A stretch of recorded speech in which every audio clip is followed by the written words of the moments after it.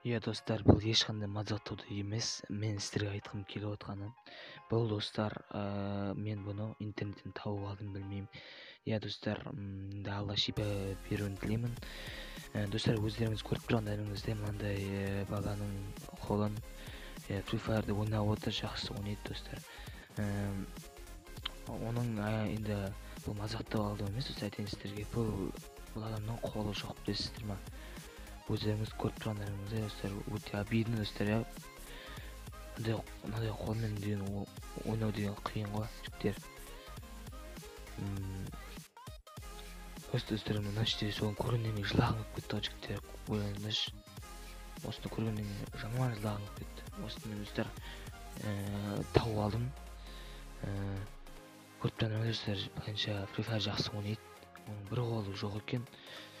Енді білмеймін достар, не болғанын. Сол жігіттер, осындай видео енді жаңағы қызық болсын деп осындай алып шығарып тұрмын сіздерге. Сіздің лайктарыңызды басып арнаға тіркеліп кетулеріңізді сұраймын. Арнаға тіркелмеген достар тіркеліп кетеміз.